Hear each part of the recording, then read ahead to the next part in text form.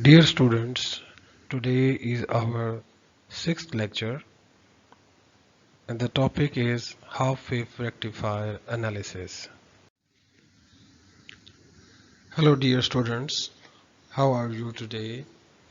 Is our sixth lecture and this lecture is in connection with the previous lecture in which we studied the complete working of rectifiers in each cycle. Also in the fourth lecture we studied about the equations which is used in rectifiers in both half wave and full wave rectifiers, including bridge rectifier.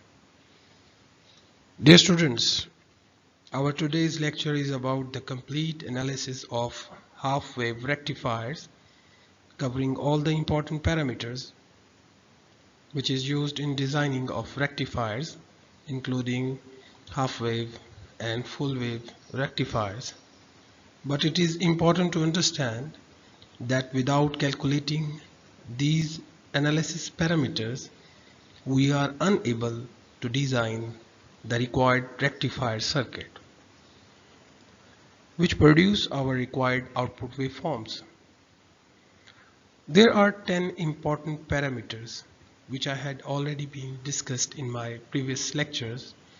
Now it's important to learn the formulas derived for these quantities, and these quantities are PIV, peak inverse voltage, average and peak currents in the diode, DC output current, DC output voltage, root mean square RMS value of the current, root mean square RMS value of the output voltage, rectification efficiency, ripple factor, form factor, and regulation, which I tried to describe in a very simple manner so that students can understand and use these parameters for design different types of rectifier circuits and also solve different problems and numericals related to half wave and full wave rectifiers for exams.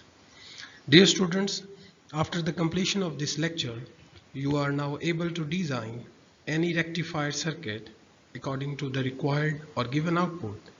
Also, there is an assignment related to these rectifiers at the end of this lecture. Please try to email me in the required timeline.